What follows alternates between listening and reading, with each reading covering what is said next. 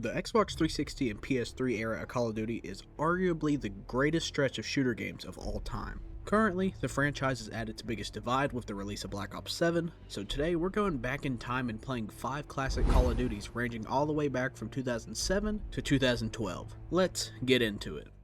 Starting in 2007, we have COD 4. This is the only game of the challenge that I'm actually playing on original hardware, running on a physical PS3. As you guys know, old COD games have major security issues, so playing on older gen consoles is a massive risk here in 2026. I will say there are several community-made launchers for these older titles on PC, but even then, it's still not 100% guaranteed that you are safe. Heading into it, the servers are actually still pretty active. I had no issues finding a game and loaded into a team deathmatch in probably 1 to 2 minutes. But here's where things start to decline. In my opinion, the controls are actually unbearable to play. It could just be the console with the PS3 version, or it just could be my controller. I am playing on a third-party controller, but still the game feels incredibly stiff, especially compared to newer Call of Duty titles. You can also tell where this is being played on a PlayStation 3 as well compared to the PC port. I don't remember this game looking this bad when I was about like 7 years old, but who knows, maybe it looked like this the whole time and I was just kind of too young to realize it. But it definitely doesn't look the greatest. I will say most of my first match was me mostly getting my adjustments made. For example, most of the game I was trying to find my sensitivity, but it definitely wasn't the greatest game for me. I mean, it wasn't horrible, but I did go 11 for 13. Even though the controls felt pretty bad, I still really enjoyed my time on this game. Since I was really so young when the game came out, I never really had a chance to play it growing up, which I guess is kind of a good thing for this video. That means I can't just blame my enjoyment on nostalgia.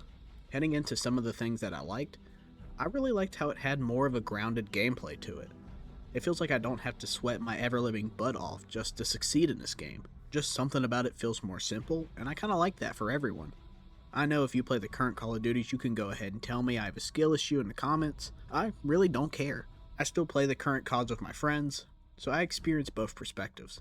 All I'm saying is it's pretty relaxing to play a Call of Duty where I don't have to be locked in 24/7 in just casual game modes. Overall, for day 1, it definitely wasn't my best performance, but here are my overall stats for 5 games. I think I had a pretty positive experience, besides the stiff controls. Day 2 takes us to 2009 where we had Call of Duty Modern Warfare 2. For many, this game was the absolute staple of their childhood. But for me though, I was still a bit young for this one, and I played this game on the Plutonium servers on PC. Going into the player count, it actually had way fewer players than I expected. There was only one real full lobby, which was kinda sad to see. Could have sworn this game would have had a much bigger player base, especially game mode wise.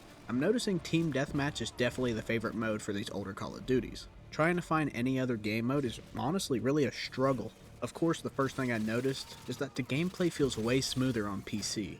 So in my opinion, I think I'm coming to the conclusion that it was a console issue based off the PS3 itself. With this PC port, I absolutely had zero issues with the controls here. Personally, I am more of a Black Ops guy than a Modern Warfare guy, but overall, the map pool of this game actually feels really nice. Maybe it's where I don't know the map pool at all, but I honestly didn't seem to dread playing on any of these maps. Day 2 did start with a more successful run. I still went negative in my first game, but my kills were almost tripled compared to yesterday. I'm hoping in this video I actually get a steady improvement in Call of Duty in general, but I ended up second on my team in my first match of the day. In this game, I can tell that there is favorite maps, which once again, I don't mind at all because I love the aesthetic of these maps. It seems like I kept playing like the same 3 maps over and over again. Moving into gameplay, something about these older Call of Duties actually feel more skill-based in my opinion. In every gunfight I got in and I actually lost, it truly felt like something I just made a mistake in. With more of the modern movement heavy Call of Duties, I feel like I can have perfect aim but still lose to crazy movement mechanics.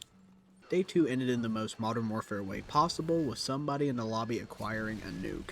In my opinion, I enjoyed Day 2 more than Day 1 so far, but here are my stats for Modern Warfare 2, and I'll see you tomorrow for Day 3. Next up is 2010 with the release of Black Ops 1. Now, I'm personally a huge zombies guy. If you know me at Concord, you probably already know this, So this game is really what started it all for me. Sadly, for this video, I'm keeping it strictly to multiplayer, but I think I should be fine surviving a single day without zombies. Summit was the first map of the day, and that is exactly where the nostalgia hit me. Like a rookie, I completely forgot to make a custom class beforehand, so for this first game, I was forced to play with the default base classes. For some reason, in any Call of Duty, I've always seemed to remember the snowy maps more than anything else. Maybe it's because where I live, it actually snows a lot in real life, I'm not quite sure. But it doesn't matter what game it is, these have always been my favorite maps. I'm trying to think of some complaints I've had with this game, and honestly, there's not many of them. Of course I'm itching to play zombies, but for the multiplayer side, I think I was getting bored of playing team deathmatch all the time. Which once again, that was the only type of lobby I could find. I suppose I can't be too picky, because in my opinion playing team deathmatch is better than just not playing Black Ops 1 at all. My best map of the day ended up being on Nuketown, of course. Nuketown is such a staple in Black Ops. This video would have felt wrong if I didn't at least play it once, and in my opinion, I think I really like the Black Ops 1 design the best. Of course, Nuketown 2025 is still good too, but I think I like the original Black Ops 1 Nuketown better. Now my only issue with this is, there was basically nobody online at this time. I was playing about 1 PM my time, but most of the lobbies ended up being filled with bots. And of course, I'm not going to brag about doing well in a bot lobby. That's just pitiful. But with Black Ops 1, I think this game is telling me I'm washed at this point, which is fair, I'm 21. But let me know in the comments, what's your absolute favorite version of Nuketown? Also, if you're enjoying the video, make sure to leave a like and subscribe, so we know here at Concord Esports to make more of these type of videos. To wrap up Black Ops 1, I believe this game should definitely be more popular than what it is today. I feel like all 3 Black Ops 1 game modes deserve a revisit anyways, and this is definitely a game I'm keeping installed on my PC for this semester. But for Black Ops 1, here are my stats for day 3. Heading into day 4, 2011 is the year MW3 released, and let me tell you, this game was massive. Any COD YouTuber you basically watch today probably had their channel blow up during this era. Everything from Rust 1v1s to trick shotting. This game was truly when it built up all of its modern hype. Heading into the menu, something instantly caught my eye. Someone actually modded Nuketown into the game, which if you didn't know, is a historically Black Ops exclusive. So of course, I had to check it out. In my opinion, it seems to be a direct port of Black Ops 1, but honestly, I'm kinda digging the Modern Warfare weapon layout on it. This lobby also seemed to be completely full, which was surprising based off the other games I've played this week. Something else that caught me off guard is that this game doesn't really even feel toxic anymore. Everyone in the text chat was typing GG after the match, and everything just seemed pretty passive. I thought I would never live to see the day where older Call of Duty games was actually pretty wholesome, which I guess anybody playing this game now is kinda my age or older. Maybe we all grew up or something. For MW3, it did seem like Terminal was the favorite map of most players, which I guess that's not really a shocker. No matter what lobby I joined, I just could not escape this map. And don't get me wrong, it's not a bad map, but for the sake of the video, I was kinda hoping for a little more variety. But luckily in my last match, I struck gold. I actually found a domination match on Resistance. And let me tell you, it felt so nice playing an actual objective game mode for the first time this week. Something I noticed, which I think is really cool, is that when a player joins, the server actually tells you what country they're playing from in the chat. I'm sure the ping has to be awful for them, but it's amazing to see all these different countries still enjoying a game that's practically 15 years old.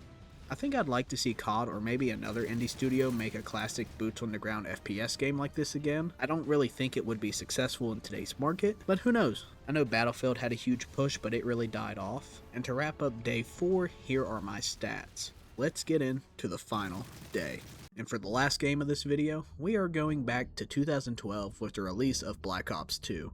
This is definitely the COD game I put the most hours into, and it's easily my favorite multiplayer of all time. I think it's pretty safe to assume a lot of you feel the same way. It's barely even arguable that this is the greatest Call of Duty ever made in the eyes of the community. I feel like a lot of people will revive this game since the release of the port on the PS5, and honestly I really hope they do. I would gladly play this over Black Ops 7 any day of the week. And in my opinion, there couldn't have been a better map to start out than Standoff. This map alone has to be in my top 5 multiplayer maps of all time. That might be a crazy take to some, but it's definitely my take, and of course I will die on that hill. The servers are absolutely thriving on this game, so I didn't have to worry about playing Team Deathmatch the entire time. For the next map, we actually played on Yemen, which is honestly a map I don't really hear discussed very often. I personally don't hate it, but it's definitely not one of those maps you bring up before legendary maps such as Raid, Standoff, or even Slums. I will say nothing crazy really happened this game, it was just kind of boring. I didn't do awful once again, but you can clearly tell my knowledge of Yemen isn't the greatest compared to other maps. But speaking of Raid, that was the very next map that popped up. It felt nice playing on the original version of Raid, especially since lately I've gotten used to the Black Ops 7 version of the map. We actually won this game by a very comfortable margin. I will say these lobbies are competitive, but it's kind of in a really fun, rewarding way. Like you have to try, but you don't have to actually put all your attention into the game. Other than that, we hit up Hijacked and Express, which are also iconic. I'm glad I saved this game for last because in my opinion, I think this was the perfect way to wrap up this weekly challenge. Out of all 5 days, Black Ops 2 was obviously the game I performed the best on, but I still think I enjoyed each day fairly well. Of course I have games that I enjoy more than the others, but I think my least favorite from this challenge had to be COD 4, but I still wonder if that answer could be different if I actually played the PC port of the game. It seems like once I play games on PC and try to go back to console, I just perform way worse than what I did playing on the PC originally. Let me know in the comments which classic title is your favorite and why. Also, what would you guys like to see next from us? We are completely open to all the ideas, and who knows, your idea maybe could be our next video. This has been SWM from Concord Esports, and I hope to catch y'all in the next video. Peace!